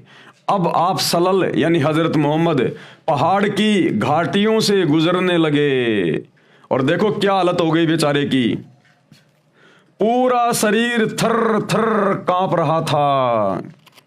अरे अल्लाह अगर मिलेगा तो ये हाल होगा क्या? अल्लाह मिलेगा तो खुशी होगी, खुशी, प्रसन्नता होनी चाहिए, दिल गद गद हो जाना चाहिए कि ये मनुष्य जन्म मुझे अल्लाह की इबादत के लिए तो मिला है, और अल्लाह मिल जाए उससे बड़ी खुशी की और बात क्या। और हजरत मोहम्मद जी तुम्हारे नबी थर थर कांप रहे थे, थर थर, पूरा शरीर थर थर कांप रहा था। दिल में बार बार ख्याल आता कि शुरू में जो शोपन दिखाई दिए वे तो बिल्कुल सच्चे निकले, उनसे बहुत सी नई बातें मालूम हो गई, जिस चीज की तलाश थी वह खुलकर सामने आ गई। लेकिन वह कौन था जो अभी यहां खड़ा था? वह कौन था जो पढ़ने के लिए कह रहा था? अचानक एक आवाज आई, मोहम्मद। वो फरिश्ता फिर से बोला, शैतान फिर से बोला, मोहम्मद। आप सलल चौंक पड़े, घबरा कर सिर ऊपर उठाया, देखा तो वही फरिश्ता आदमी की सूरत में खड़ा था। वह पुकार कर कह रहा था, मोहम्मद तुम अल्लाह के रसूल हो और मैं जिब्रील हूं। अब वो अल्लाह कौन था? वो शैतान था, शैतान। पेज नंबर 71 ध्यान से पढ़िए। आप सलल की घबराहट और बढ़ी। अरे बताओ, अरे ये बात मालूम होने के बाद कि तुम अल्लाह के रसूल हो, ये तो खुशी होनी चाहिए। आज पूरा मुसलमान समाज ये कहकर कि हमारे नबी हजरत मोहम्मद अल्लाह के रसूल थे, पैगंबर थे, बड़ी खुशी खुशी बातें बोलते हैं। तुम्हारा पैगंबर तो ये बातें सुन के डर गया था, वो तो घबरा गया था बेचारा, पसीने से थर थर हो रहा था, डर के मारे रोंगटे खड़े हो गए। बताओ, रोंगटे भी खड़े हो गए हजरत मोहम्मद के, इतना डर गया। भय से कदम रुक गए, कभी दाई तरफ देखते कभी बाई तरफ कि ये सूरत आंखों से ओझल हो। हजरत मोहम्मद सोच रहा था कि ये सूरत मेरी आंखों से दूर हट जाए। और बताओ, भगवान को या भगवान के किसी फरिश्ते को ये कहा जाता है कि मेरी आंखों से दूर हो जा, मैं डर रहा हूं, मैं तो मर जाऊंगा, बस दूर हो जा मेरी आंखों से। तो कौन हो सकता हो? विचार करो मुसलमान भाइयों। ये मुल्ला मौलवी तुम्हारे को हकीकत नहीं बताएंगे, सच्चाई नहीं बताएंगे जो तुम्हारे धर्म की पुस्तकों में हजरत मोहम्मद जी की जीवनी में लिखी हुई है। लेकिन जिधर देखते वही दिखाई देता, जिधर मुंह करते वही मौजूद होता। आगे बढ़े या पीछे हटें, नजरें नीची करें या ऊपर उठाएं, हर तरफ और हर जगह वही फरिश्ता दिखाई देता। देर, बहुत देर हो गई, आप सल्लल्लाहु इसी प्रकार थर थर कांपते रहे और ना जाने क्या क्या सोचते रहे, यानी मन में भय, डर। उधर बीवी खजीदा ने गुफा में आप सल्लल्लाहु के पास आदमी भेजा। आप सल्लल्लाहु वहां ना मिले, रिश्तेदारों के यहाँ दिखवाया, वहां भी ना थे, यहाँ वहां आदमी दौड़ाया, लेकिन न मिलना था और ना मिले। फरिश्ता चला गया। आप सल्लल्लाहु यानी हजरत मोहम्मद खजीदा के पास आए और देखो क्या हाल हो गया बेचारे का। भय से कांपते हुए और पसीने में नहाते हुए आते ही फरमाया, मुझे कुछ उड़ा दो, कुछ उड़ा दो। वो कहते ना कि बेचारे के जाडा चढ़ गया, जाडा, सर्दी चढ़ गई हजरत मोहम्मद के, इतना भयभीत हो गया तुम्हारे अल्लाह को देख के, शैतान को देख के, शैतान के फरिश्ते को देख के।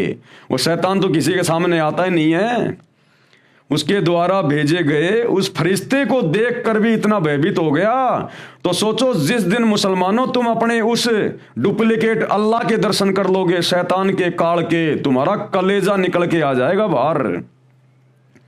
गीता जी का ज्ञान श्री कृष्ण में प्रवेश करके इसी ने दिया था, और बाद में जब इसने श्री कृष्ण जी के शरीर से बाहर निकलकर अपना ओरिजिनल रूप दिखाया गीता जी में, विराट रूप, तो अर्जुन जैसे योद्धा की भी पिंडियां कांपने लग गई, जैसे हजरत मोहम्मद की कांप रही थी।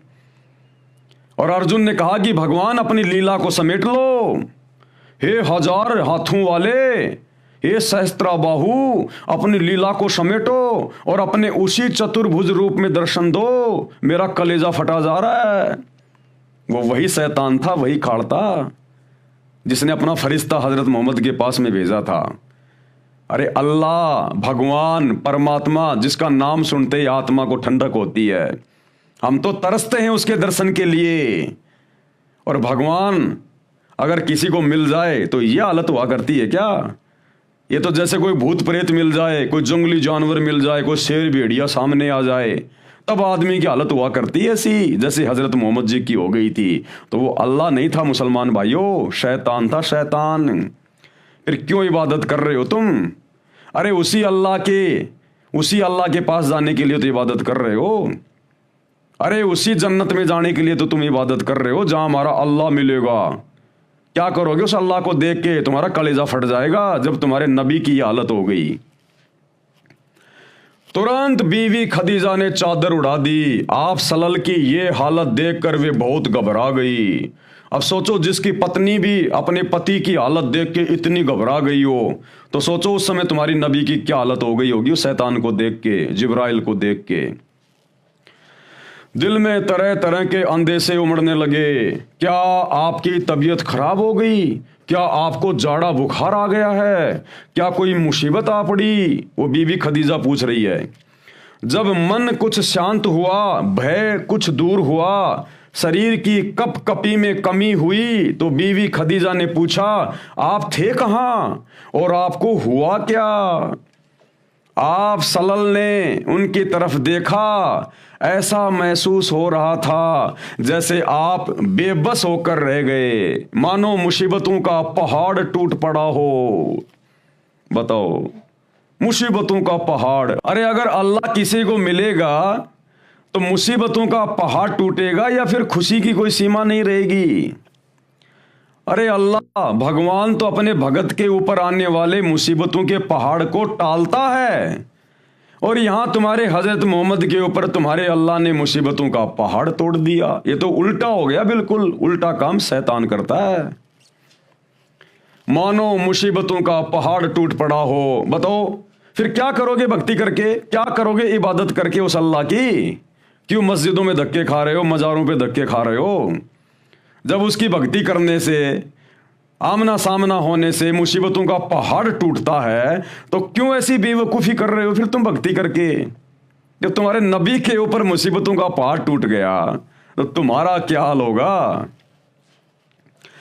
खदीजा, मैं तुम्हें क्या बताऊं कि मुझे क्या हुआ? फिर जो कुछ देखा था वह बयान किया। बीबी खदीजा थी बहुत समझदार। ये बातें सुनकर जरा भी न घबराई। उन्होंने आप सल्लल्लाहु को बहुत ही इज्जत की नज़र से देखा। उनके चेहरे पर यकीन और इत्मीनान की मुस्कुराहट थी। फिर आप सल्लल्लाहु को इत्मीनान दिलाया। बोली, चचा के लाडले, खुश हो जाइए और जो कह रहे हैं करते रहिए। यानी वो शैतान जो तुझे कह रहा है ना, वैसा ही करता रहे। तो भाई और बहनों, ये पूरी राम कहानी आप लोगों की आंखों के सामने है कि किस प्रकार से डरा धमका के उस अल्लाह के आदेश से, डुप्लीकेट अल्लाह के आदेश से, शैतान के आदेश से, और जिब्राइल नाम के फरिश्ते ने उस अनपढ़ हजरत मोहम्मद को डरा धमका के, भींच भींच के और जबरदस्ती ये कुरान का ज्ञान उनके दिमाग में डाला। तो ये अल्लाह के कर्म नहीं होते। अगर अल्लाह के कर्म देखने हैं, अल्लाह की शक्ति, उसकी रहमत देखनी है, आदरणीय गरीबदास जी की जीवनी पढ़ लेना, आदरणीय दादू जी की जीवनी पढ़ लेना। दादू जी को भी वही कबीर अल्लाह जब ये 7 साल की उम्र में थे उनको मिले थे आकर, और ऐसे उनकी आत्मा को अपने लोक में ले गए, सब कुछ दिखाया और उनको दिव्य दृष्टि दे दी, पूरा का पूरा ज्ञान उनके अंतःकरण में डाल दिया। जैसे दादू जी वापस अपने शरीर में आए 3 दिन बाद, पूरा का पूरा ज्ञान ऐसे वाणियों में, दोहों में बोलने लग गए। दादू नाम कबीर की, जय कोई ले वह ओट हैं, और उसको कबूल आगे नहीं काल बजर की चोट। जो कबीर जी का नाम ले लेगा, उसकी भक्ति करेगा, उसको इस काल की, शैतान की कभी चोट नहीं पड़ेगी। और हजरत मोहम्मद को शैतान अपने फरिश्ते के माध्यम से भींच भींच के, डरा डरा के और जबरदस्ती ज्ञान दे रहा है। तो ये शैतान के कर्म हैं, शैतान के कर्म। ये पेज नंबर 72 है भाई और बहनों। ये थोड़ी देर बाद आपको दिखाएंगे, ये दूसरे मैटर से संबंधित है। अब हम वापस चलते हैं वहीं पर। मुसलमान नहीं समझे ज्ञान कुरान, गुरुदेव भगवान क्या बता रहे हैं। नबी मोहम्मद जी को डरा धमकाकर कुरान मजीद वाला ज्ञान नाजिल किया, यानी उतारा गया। नबी मोहम्मद वसल्लम ने बताया कि मेरा गला घोंट घोंट कर जिब्राइल फरिश्ते ने कुरान का ज्ञान पढ़ने के लिए विवश किया। अभी आपने जीवनी हजरत मोहम्मद से अपनी आंखों से देख लिया। तीसरी बार जब गला भींचा तो लगा कि मेरी जान निकल जाएगी। एक प्रकार की वह यानी संदेश जब आती थी तो उसमें नबी जी को बहुत कष्ट होता था। जब एक आयत आती थी, एक संदेशा आता था, तो कहते हैं हजरत मोहम्मद को बड़ा कष्ट होता था, जबरदस्ती उसके अंदर डाला जाता था। यह शैतान के कर्म है। यह वह जब आती थी वह यानी संदेशा, तो घंटियां बजती सुनाई देती थी। नबी जी ने बताया कि मुझे बहुत कष्ट होता था। नंबर 6, नबी मोहम्मद जी की शेष मेराज सत्य है जो इस प्रकार है। पवित्र कुरान मजीद का अमृत ज्ञान पाक आत्मा हजरत मोहम्मद जी को मिला। हजरत मोहम्मद जी थे तो कुरान का ज्ञान हमारे बीच में है, इसलिए नबी मोहम्मद जी का अनुभव कुरान मजीद से कम महत्व नहीं रखता। अल्लाह के रसूल मोहम्मद जी की जीवनी में एक अनमोल प्रसंग है जो इस प्रकार है। जीवनी हजरत मोहम्मद में एक और प्रसंग बता रहे हैं गुरुदेव भगवान। एक सुबह नबी मोहम्मद जी ने अपने साथियों को आप बीती बताई और कहा कि आज रात्रि में जिब्राइल फरिश्ता आया, मेरे सीना चाक करके खोल करके पवित्र वस्तु डाली और फिर वैसा ही कर दिया। फिर मुझे एक बुराक नामक खच्चर जैसे जानवर पर बैठाकर आकाश में उड़ा ले गया। प्रथम आसमान पर जन्नत यानी स्वर्ग में ले गया। वहां एक आदमी जन्नत तथा जहन्नुम के बीच में बैठा था। फिर क्या देखा हजरत मोहम्मद ने? वहां एक आदमी नरक और स्वर्ग यानी जन्नत और जहन्नुम के बीच में बैठा हुआ था और कभी बाईं तरफ देख के रोता था तो कभी दाईं तरफ देख के खुश हो रहा था। जब हजरत मोहम्मद ने उस जिब्राइल से पूछा कि ये व्यक्ति कौन है, ये बाईं तरफ देख रहा है नरक की तरफ, जहन्नुम की तरफ, तो ये रोता है, दुखी हो रहा है, और दाईं तरफ जब ये जन्नत की तरफ देख रहा है, स्वर्ग की तरफ देख रहा है, तो ये खुश हो रहा है। तो जिब्राइल ने कहा ये तुम इंसानों का बाप हजरत आदम है, हजरत आदम। इधर बाईं तरफ जहन्नुम में इसकी वो संतान है जो इसकी बात नहीं माना करती थी, भक्ति नहीं किया करती थी। तो जब उनको नरक में पड़ा हुआ देख रहा है, दुख उठाते हुए देख रहा है, चीखते चिल्लाते देखता है, तो ये रो रहा है, दुखी हो रहा है। और इधर राइट साइड में दाईं तरफ जन्नत में, स्वर्ग में अपनी अच्छी आत्माओं को देखता है जो सुख भोग रही हैं, तो ये खुश होता है। तो किसको देखा वहां पर? हजरत आदम को। यानी भाइयों और बहनों, अल्लाह कबीर ये पुस्तक लिख के सारी बातें बता रहे हैं और तुम्हारे ही पवित्र ग्रंथों में से पूरी सच्चाई बता रहे हैं। मुसलमान भाई बहन अपने मुल्ला मौलवियों के कहने से जिस अज्ञान को अपने जहन में बैठा के घूम रहे हैं ना कि भैया कयामत के दिन सभी आत्माओं को जो इन कब्रों में दबाए हुए हैं, इन सब को बाहर निकाला जाएगा और जिसने जैसे भी अच्छे और बुरे कर्म किए हैं उस आधार से फिर उनको जहन्नुम में या जन्नत में भेजा जाएगा। अरे अभी तो कयामत आई भी नहीं और तुम्हारे हजरत आदम ऊपर बैठे, वो कब निकल के चले गए कब्र से? अभी तो कयामत आई भी नहीं भाई, फिर वो कैसे चले गए ऊपर? और खुद तुम्हारे हजरत मोहम्मद जी कह रहे हैं, अपनी आंखों से देख के आए हैं। तो मुसलमान समाज के भाइयों, तुम किसकी बात को ज्यादा सत्य मानोगे?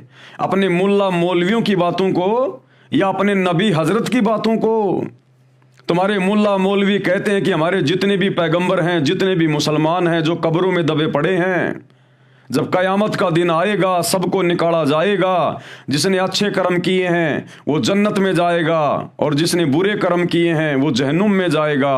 उधर बाई तरफ जहन्नुम में, नरक में हजरत आदम की बद संतान दुख भोग रही हैं, नरक में पड़ी हुई है। और दाई साइड में, राइट साइड में, जन्नत में उसकी अच्छी संतानें सुख भोग रही हैं। तो तुम्हारा तो बाबा आदम भी कब्र से बाहर निकलकर ऊपर बैठा है, अभी कयामत तो आई नहीं, कैसे चला गया?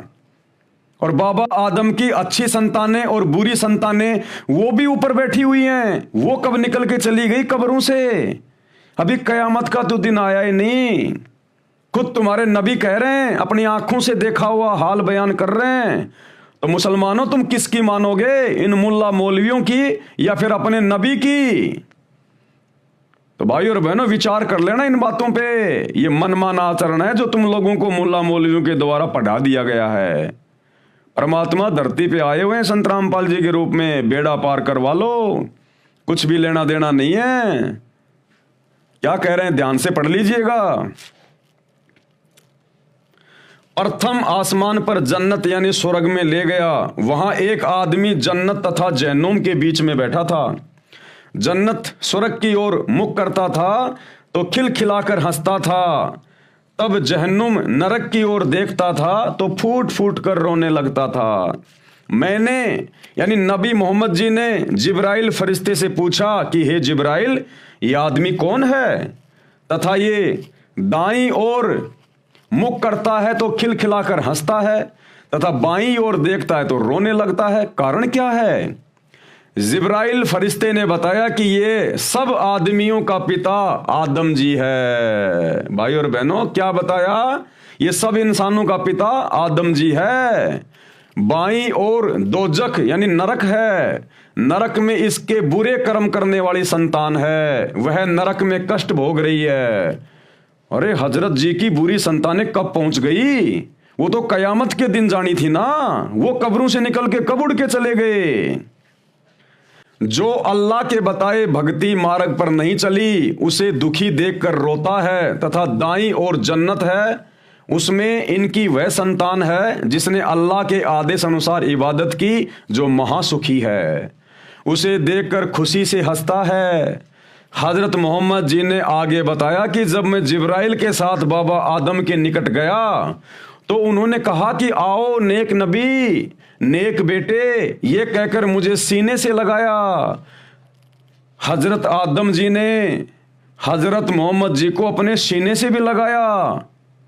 अभी आपको जीवनी हजरत मोहम्मद से दिखाएंगे, जीवनी हजरत मोहम्मद से। अरे फिर तो यकीन करोगे, क्या अपने नबी की आंखों देखी बात भी नहीं मानोगे मुसलमानों? फिर तुम काहे सच्चे खुदा की सच्ची इबादत कर रहे हो, जो अपने नबी की बात नहीं मान रहा और इन मुल्ला मौलवियों की झूठी बातों के ऊपर पूरा ध्यान लगा के बैठे हो? देखिएगा ये का ये प्रकरण ऐसा का ऐसा। वही पवित्र पुस्तक जीवनी हजरत मोहम्मद जो अभी आपको दिखाई गई थी, ये जीवनी हजरत मोहम्मद, इसका पेज नंबर 72, इस पर क्या लिखा हुआ है आपकी आंखों के सामने है। वहां कुदरत के जो जलवे देखे थे उनको भी बयान किया। आप सल्लल्लाहु ने फरमाया कि इस तरह हजरत जिब्रील अलैहि मुझे पहले आकाश पर ले गए। कौन कह रहा है? हजरत मोहम्मद, कि वो जो जिब्रील नाम का फरिश्ता था मुझे पहले आकाश पर ले गया, यानी जन्नत में ले गया, स्वर्ग में। वहां इंसानों के बाप हजरत आदम अलैहि मिले। देखो भाई, अपने नबी की तो बात मान लो कम से कम। आपके नबी हजरत मोहम्मद कह रहे हैं कि मुझे वहां कौन मिले? वहां इंसानों के बाप हजरत आदम अलैहि मिले। उनका हाल ये था कि जब दाईं ओर देखते थे तो खिल उठते और हंसने लगते, और बाईं ओर देखते तो मारे गम के आंसू भर लाते। यानी तुम्हारा हजरत आदम भी सुखी नहीं है। जिस जन्नत में जाने की तुम भक्ति कर रहे हो ना, अरे उस जन्नत में तुम्हारा हजरत आदम भी सुखी नहीं है। अरे तुम कहां से सुखी हो जाओगे? वो भी कभी रो रहा है, कभी दुखी हो रहा है, कभी हंस रहा है। तो जिस जन्नत में तुम्हारा, जिसे तुम अपना प्रथम नबी मानते हो हजरत आदम, वो भी सुखी नहीं है। सुख का स्थान एक ही है, सतलोक सचखंड। मन तू चल रहे सुख के सागर, जहां शब्द सिंधु रत्नागर। चार मुक्ति जहां चंपी करती माया हो रही दासी, और दास गरीब अभय पद पर से वो मिले राम अविनाशी। वो सच्चा खुदा इबादई कबीरा, सुप्रीम गॉड अल्लाह कबीर। कहते हैं उसके सतलोक में, उसके सचखंड में वो परम सुख है। इस शैतान के लोक में चाहे जन्नत में जाओ चाहे कहीं भी जाओ, सुख नाम की चीज नहीं है। तो हजरत आदम खुद बेचारा दुखी, महादुखी, जन्नत में बैठ के भी रो रहा है, दुखी हो रहा है। तो बताओ तुम क्या करोगे उस जन्नत में जाके? तो क्या देखा उन्होंने? उनका ये हाल था कि जब दाईं ओर देखते तो खिल उठते और हंसने लगते, और बाईं ओर देखते तो मारे गम के यानी दुख के आंसू भर लाते। क्योंकि दाईं ओर उनकी नेक संतान औलाद के कर्म थे, और बाईं ओर बुरी औलाद के कर्म थे। हजरत आदम अलैहि ने आप सलल को देखा तो बोले, तुम्हारा आना मुबारक ए नेक नबी, ए नेक बेटे। आप सलल ने पूछा, अब हजरत मोहम्मद जी ने पूछा, क्योंकि हजरत मोहम्मद जी को क्या पता कि ये कौन इंसान है, उन्होंने कभी उनकी शक्ल तो देखी नहीं थी। तो जिब्राइल नाम के फरिश्ते ने उस आदमी को रोते हुए, कभी हंसते हुए, और जब उसने हजरत मोहम्मद को कहा कि ए नेक नबी, ए नेक बेटे, तेरा आना मुबारक हो, तो हजरत मोहम्मद ने देखा ये मेरा कौन रिश्तेदार है भाई, मैं इसको जानता ना पहचानता। तो जिब्राइल से पूछा, जो नबी को नीचे से ऊपर लेकर गया था। क्या पूछा हजरत मोहम्मद ने? आप सल्लल्लाहु ने पूछा, जिब्रील ये कौन है? उन्होंने जवाब दिया, ये आदम अलैहि है, सारे इंसानों के बाप। ये भैया तुम्हारा बाबा आदम है। फिर जिब्रील अलैहि आप सलल को दूसरे आकाश पर ले गए, फिर तीसरे पर इस तरह आगे बढ़ते गए। आप सलल जिस नबी के पास से गुजरते, ये मनमोहक शब्द कानों में गूंजते। आगे और बहुत सारी जानकारी है, आपको मैटर के अनुसार समझाएंगे। अभी केवल आपको इतना ही समझाना था कि हजरत आदम जिनको जन्नत में बैठा हुआ खुद आपके नबी हजरत मोहम्मद ने देखा, तो बताओ भैया कौन से दिन चुपके से निकल के चला गया? अरे वो तो कयामत के बाद में जाना था ना। तुम्हारा नियम बता रहे हो तुम मुसलमान भाई कि जब कयामत हो जाएगी उसके बाद इन कब्रों में जितने भी मुसलमान लोग सो रहे हैं, गड़े हुए हैं, इन सबको बाहर निकाला जाएगा, और जिसने अच्छे कर्म किए हैं वो जन्नत में ले जाया जाएगा, जिसने बुरे कर्म किए हैं वो जहन्नुम में ठोका जाएगा। ठीक है भैया, जिसने अच्छे कर्म किए वो तो चला गया जन्नत में तुम्हारे अनुसार, जिस मुसलमान ने बुरे कर्म किए वो चला गया नरक में, जहन्नुम में। अब मुझे ये बताओ, जो मुसलमान पागल है, मेंटली डिस्टर्ब है, ना उसको अच्छे कर्मों का पता ना उसको बुरे कर्मों का पता, अरे वो कहां जाएगा? अरे वो मुसलमान कहां जाएगा जिसको ना अच्छे कर्मों का पता ना जिसको बुरे कर्मों का पता? तो कोई मुल्ला मौलवी इन बातों का जवाब नहीं दे पाता। और वो मुसलमान कहां जाएंगे भाई जो मां के पेट में ही मर गए, गर्भ में। अरे औरतों के बच्चे पेट में खराब हो जाते हैं ना, तो वो मुसलमान कहां जाएंगे जो मां के गर्भ में ही मर गए? बताओ वो जन्नत में जाएंगे या जहन्नुम में जाएंगे?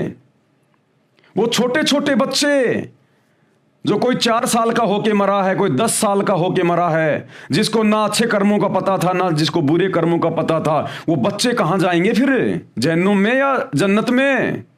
तो इन बातों का किसी मुसलमान मुल्ला मौलवी के पास में कोई जवाब नहीं होता। तो भाइयों और बहनों, ये तुम्हारे ऊपर आशीर्वाद बरस रहा है अल्लाह कबीर का, सतगुरु रामपाल जी भगवान का। अगर इस शैतान के षड्यंत्र से बाहर निकल सकते हो तो मुसलमान भाइयों निकल जाना, एक गोल्डन चांस है। अल्लाह किसे कहते हैं। एक बार सतगुरु रामपाल जी से उपदेश लेके पहले उनका ज्ञान समझो, सत्संग सुनो घर बैठे मोबाइल पर, और फिर एक बार उनसे उपदेश लेकर भक्ति करके देखो, तुम्हारे को वो अकल्पनीय सुख मिलेंगे जिन सुखों की कल्पना कभी हजरत आदम ने भी की थी लेकिन मिले नहीं। हजरत मोहम्मद को भी वो सुख नहीं मिले, वो ऐसो आराम नहीं मिला, वो शांति नहीं मिली तुम्हारे नबी को भी, जो तुम यहां सतगुरु रामपाल जी की भक्ति करके उठा सकते हो, क्योंकि ये सुप्रीम गॉड है, इबादत ही कबीरा धरती पे प्रकट है। हजरत मोहम्मद जी ने आगे बताया कि जब मैं जिब्राइल के साथ बाबा आदम के निकट गया तो उन्होंने कहा कि आओ नेक नबी, नेक बेटे, ये कहकर मुझे सीने से लगाया। अभी आपने उनकी जीवनी में भी देख लिया, और कौम की उन्नति करने का आशीर्वाद दिया। फिर जिब्राइल फरिश्ता मुझे आगे जन्नत में ऐसे स्थान पर, दूसरे आसमान पर ले गया जहां पर नबियों की जमात बैठी थी। अब लो जी, तुम्हारे सारे नबी तो ऊपर बैठे हैं। अरे भैया, ये सारे नबियों की जमात बैठी हुई थी वहां पर, हजरत मोहम्मद जी ने अपनी आंखों से देखा। अरे भाई, अभी कयामत तो आई नहीं, वो दिन तो आया नहीं, फिर ये नबियों की जमात, यानी ये नबियों की भीड़, नबियों की मंडली जो हजरत मोहम्मद जी ने वहां पर अपनी आंखों से देखी, अरे वो कब कब्रों से निकल के चली गई। मुसलमान भाइयों, आप लोगों को मूर्ख बनाया जा रहा है शैतान के द्वारा। ये मुल्ला मौलवी सब शैतान के प्रभाव में है। सच्चे खुदा की सच्ची इबादत कर लो, सतगुरु रामपाल जी की, नहीं तो बहुत बुरी बनेगी आने वाले समय में। जहां पर नबियों की जमात बैठी थी, हजरत दाऊद जी, अब कौन कौन से नबी बैठे थे वहां? हजरत दाऊद जी, हजरत मूसा जी, हजरत ईसा आदि 1,80,000 नबी वहां उपस्थित थे। उन्होंने मुझे विशेष सम्मान दिया, मैंने उन सबको नमाज अदा करवाई। इसके पश्चात जिब्राइल ने मुझे ऊपर जाने को कहा, और जिब्राइल तथा बुराक दोनों वहीं रह गए। यानी उस शैतान की शक्ति से हजरत मोहम्मद अकेला ऊपर चला गया, तथा वो जिब्राइल नाम का फरिश्ता और वो बुराक, वो खच्चर जैसा जानवर जिस पर बैठा कर हजरत मोहम्मद को ऊपर लेकर गया था, वो वहीं रह गए, और शैतान ने केवल हजरत मोहम्मद को अपनी शक्ति से ऊपर बुला लिया। मैं अकेला, कौन? नबी मोहम्मद जी आगे गया, सीढ़ियां चढ़ी, तब पर्दे के पीछे से आवाज आई। अरे पर्दे के पीछे से आवाज देने की क्या जरूरत थी मेरा भाई? अगर तू अल्लाह था जहां हजरत मोहम्मद गया था और जिसने नमाज का आदेश दिया था, अगर वही सुप्रीम गॉड है, अल्लाहु अकबर अल्लाहु कबीर है, अरे तो पर्दे के पीछे से आवाज देने की क्या जरूरत थी? सामने आके बोलता ना, सामने आता, अपने नबी से मिलता, अपने नबी को प्यार करता, प्रेम करता, बढ़िया बढ़िया खाना खिलाता, और जो भी कोई देनी थी, नमाज, बंग, रोजा, जो भी कोई ज्ञान देना था, अपने नबी को देता। आप आदरणीय गरीबदास जी की जीवनी पढ़िए, आदरणीय धर्मदास जी की जीवनी पढ़िए, आदरणीय सिख धर्म के प्रवर्तक श्री नानक जी की जीवनी पढ़िए, दादू पंथ के प्रवर्तक आदरणीय दादू जी की जीवनी पढ़िए, संत गीसा दास जी की जीवनी पढ़िए। इन सभी को परमात्मा अपने सतलोक में लेकर गया, धरती पर आकर संत रूप में, और सतलोक में उनको वहां सिंहासन पर बैठा हुआ दिखाया अपने आप को, आमने सामने, बीच में कोई पर्दा नहीं, तेजोमय शरीर, नर रूप, चमचमाता चेहरा, नूरी शरीर, एक रोमकूप में, यानी एक बाल में 1 करोड़ चंद्रमा, 1 करोड़ सूरज, इससे भी ज्यादा रोशनी, मनमोहक रोशनी। उस अल्लाह ने, कबीर अल्लाह ने अपने दीदार दिए वहां, अपने ओरिजिनल रूप के दीदार सतलोक में सभी आत्माओं को, और उनको प्यार दिया, उनको प्रेम दिया। सभी की आत्माएं अपने अल्लाह को देख के गदगद हो गई।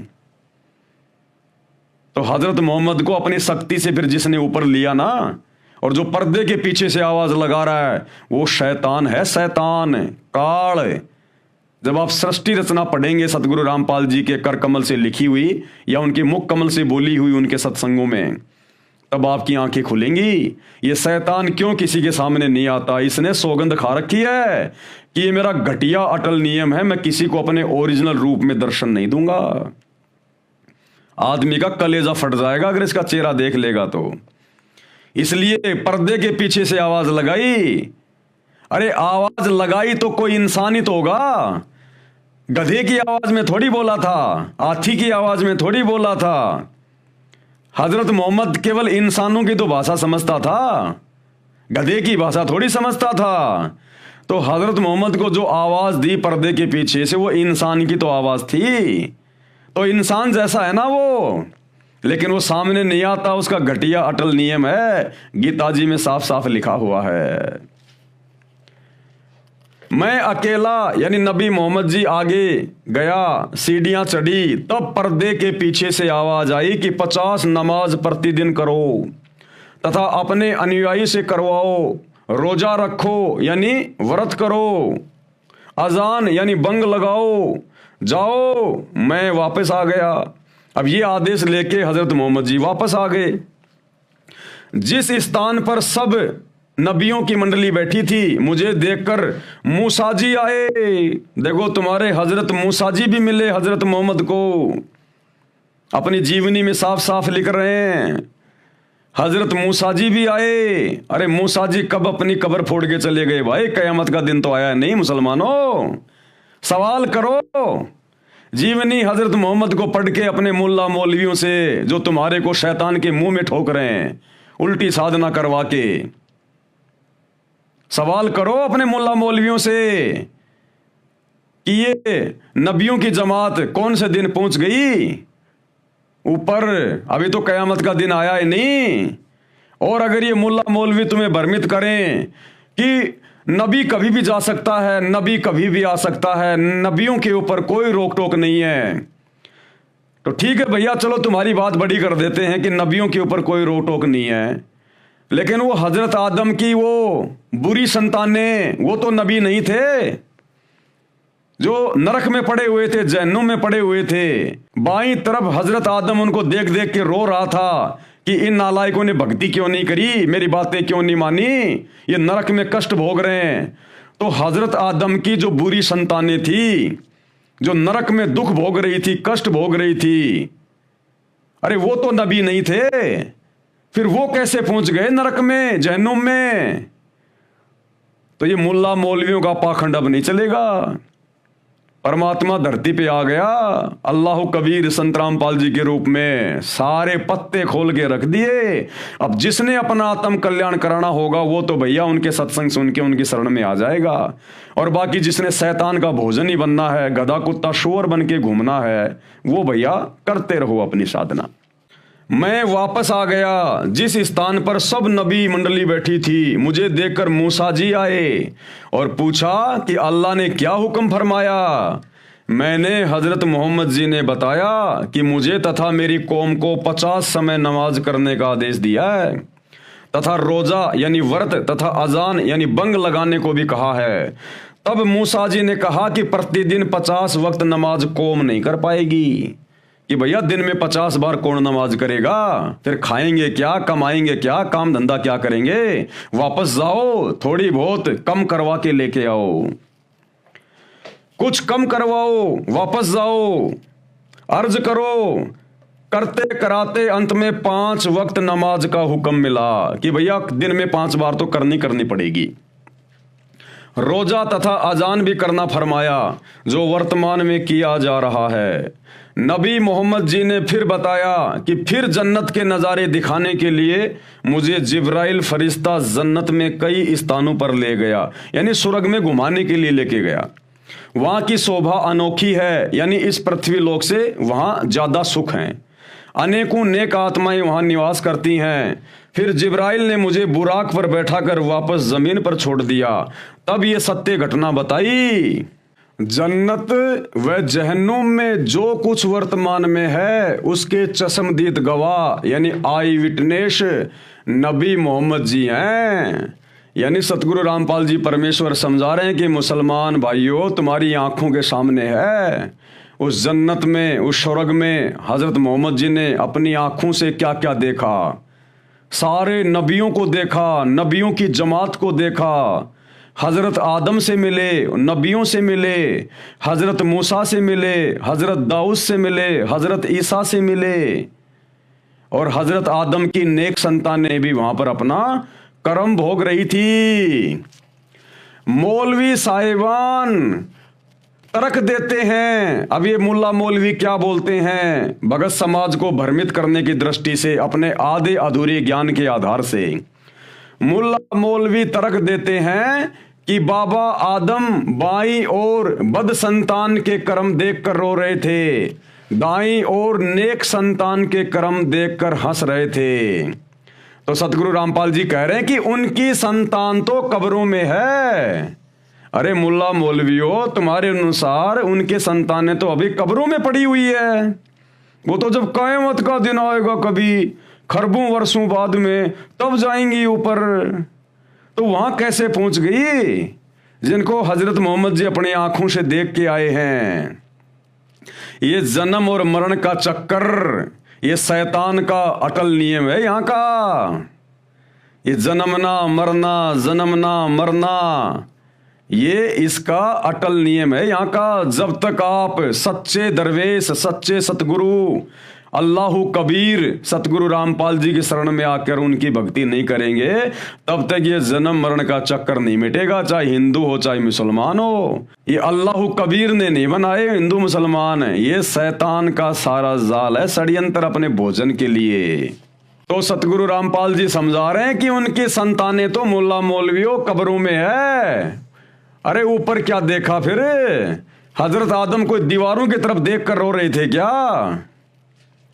लेखक का वितरक यह है, लेखक यानी अल्लाहु कबीर सतगुरु रामपाल जी ये समझाना चाहते हैं कि आपके नियम के अनुसार तो हजरत आदम जी से हजरत ईसा जी तक को भी कब्रों में रहना चाहिए था। जो नबी मोहम्मद जी ने ऊपर जन्नत में देखे और बातें भी की, उनको नमाज भी पढ़ाई। आदम जी क्या अच्छे बुरे कर्म दीवारों पर देखकर हंस और रो रहे थे? अरे हजरत आदम जी जो बाईं ओर देखकर रो रहे थे, दाईं ओर देखकर हंस रहे थे, वो दीवारों को देख के रो और हंस रहे थे क्या? वहां उनकी अच्छी और बुरी संतानें तो पड़ी हुई थी। तो बुरी और अच्छी संतानें कैसे कब्रों से निकल के चली गई कयामत से पहले? ये तुम्हारी अपनी मनमानी थ्योरी है, तुम्हारे अपने धर्मशास्त्र तो मुल्ला मौलवियों की गलत थ्योरी को कैंसिल कर रहे हैं, कैंसिल। आदम जी क्या अच्छे बुरे कर्म दीवारों पर देखकर हंस और रो रहे थे?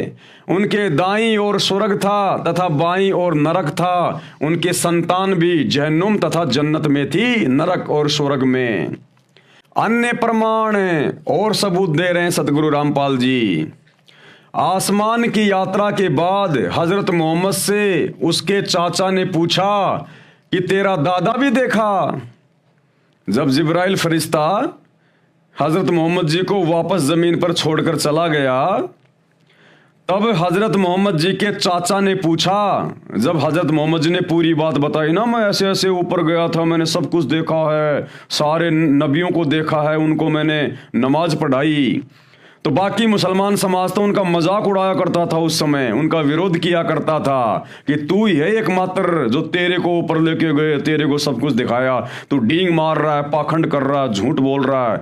मोहम्मद जी का बहुत ज्यादा विरोध होता था उन्हीं के समाज के लोगों के द्वारा। तो जब ये सारी बातें नबी मोहम्मद ने अपने चाचा को बताई, तो उनके चाचा ने कहा कि आपने अपने दादा को भी देखा है क्या? ए नबी, आपने वहां अपने दादा को भी देखा क्या जन्नत में, स्वर्ग में?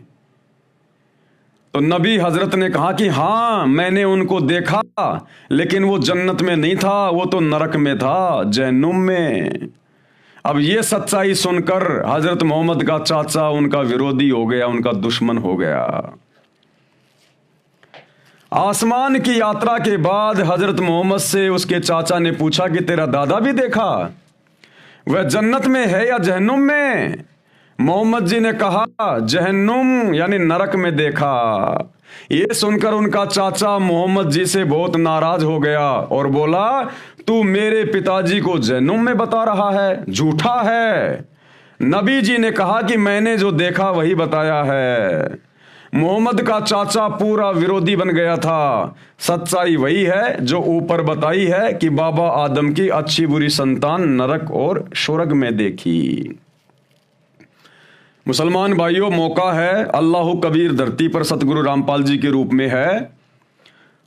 तुम मुसलमान धर्म के भाई बहनों को इन स्वार्थी मुल्ला मौलवियों ने अपने सवारत के लिए और अपने धर्म की इन पुस्तकों को अच्छे से ना समझ पाने के कारण तुम सब लोगों को अज्ञान में बैठा रखा है, अंधकार में। अपनी आत्मा का कल्याण करवा लो। कल को यदि ये शरीर छूट गए ना, जो परमात्मा ने केवल सच्ची इबादत के लिए दिया है, ये मुल्ला मौलवी तुम्हारे कोई काम नहीं आएंगे। ये शैतान भून भून के खाएगा तपतशिला पे और फिर ये नरक में ठोकेगा, जैसे हजरत मोहम्मद जी का दादा नरक में पड़ा हुआ था। बाबा आदम की बुरी संतानें नरक में पड़ी हुई थी। ये नरक में ठोकेगा और फिर 84 लाख योनियों में गधा, कुत्ता, सुअर, बकरा, मुर्गा बनाएगा। जो तुमने मांस मिट्टी खाई है उतने जानवर तुमको बनने पड़ेंगे, अपने गले कटवाने पड़ेंगे। जब तक सच्चे सतगुरु की शरण में आकर सत भक्ति नहीं करेंगे। कुरान शरीफ के वो 3 मंत्र ऐन सीन काफ जो सूर असूरा 42 आयत नंबर 1 और 2 में लिखे हुए हैं, जो वर्तमान में केवल सतगुरु रामपाल जी के पास हैं, यानी कोड वर्ड में उनके वास्तविक मंत्र क्या हैं, उन मंत्रों को जपने से मुक्ति होगी। अन्यथा जहन्नुम में जाओगे। जहन्नुम में कर्म भोगने पड़ेंगे सारे के सारे। ना तुम्हें खुदा का पता, ना तुम्हें खुदा की सच्ची इबादत का पता। पूरे विश्व का मुसलमान समाज भ्रमित है। और कल आप लोगों को दिखा दिया गया था जीवनी हजरत मोहम्मद से कि 63 साल की उम्र में तुम्हारे नबी ए हजरत की किस प्रकार दुर्गति से मौत हुई। अरे अगर तुम्हारा नबी सच्चे खुदा की इबादत कर रहा था तो 63 साल की उम्र में ऐसे दुर्गति से मौत नहीं होनी चाहिए थी। क्या भगवान की सच्ची इबादत करने वाले को अंत समय में इतनी भी रात नहीं मिलेगी? बेचारा हाय हाय करता हुआ मरा, हाय हाय करता हुआ। हजरत मोहम्मद जी के 3 बेटे उनकी आंखों के सामने मर गए। क्या सच्चे खुदा की सच्ची इबादत करने वाले के ऊपर ऐसे दुखों का पहाड़ टूट सकता है क्या? अरे सच्चे खुदा की सच्ची इबादत तो यदि आपके भाग्य में मौत है उसको भी टाल देगी। तो वो अल्लाह आज धरती पर सतगुरु रामपाल जी के रूप में प्रकट है, जो तुम्हारे भाग्य में लिखे हुए दुखों के पहाड़ों को बिल्कुल नष्ट कर देगा। सबकी जेब में मोबाइल है, उसी अल्लाह के रहमो करम से यूट्यूब पर सतगुरु रामपाल जी के सत्संग सुनना शुरू कर दीजिएगा। और बात समझ में आ जाए तो भैया थोड़े बहुत दिनों की बात है। युग परिवर्तन का दौर चल रहा है, 2028 निर्धारित है। और आप देख रहे होंगे वर्तमान में किस प्रकार से देश विदेश में प्राकृतिक आपदाओं का दौर शुरू हो चुका है, भूकंप वगैरह। और हमारे भारत देश में भी किस प्रकार से हिंदू मुस्लिम होने की पूरी तैयारी हो रही है। घर से बाहर निकलना मुश्किल हो जाएगा। ये तुम्हारे मुल्ला मौलवी, तुम्हारे पीर पैगंबर, देवी देवता कोई काम नहीं आएंगे। सच्चे खुदा की सच्ची इबादत काम आएगी। और सच्चे खुदा से पूरा मुसलमान समाज मुंह मोड़ के बैठा हुआ है।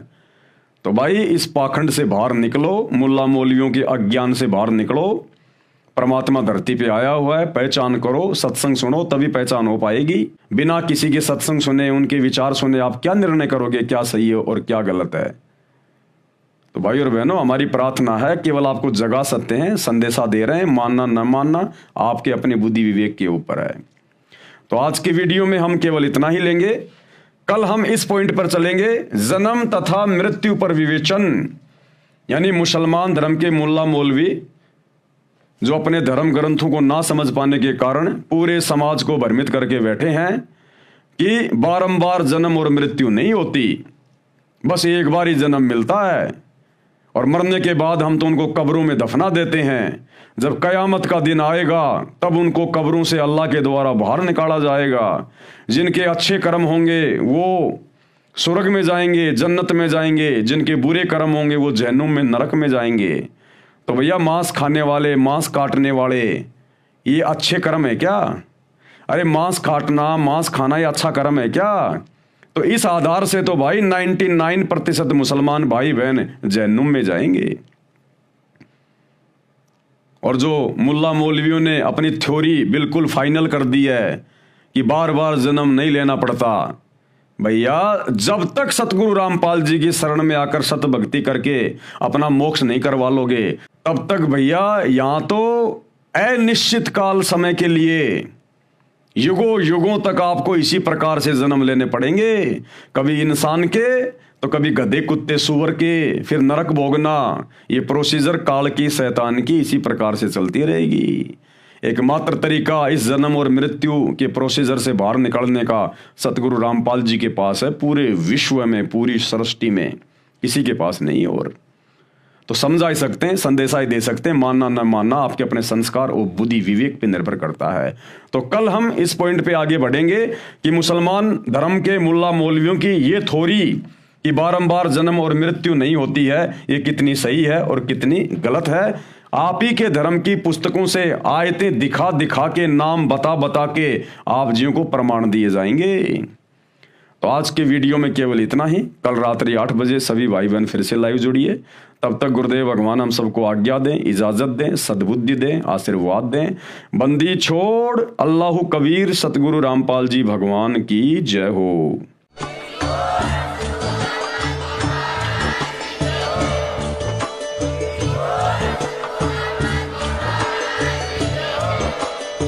भाई जो गुरु बचन पे डट गे, कट गे फंद 84 के, कट गे फंद 84 के, कट गे फंद 84 के।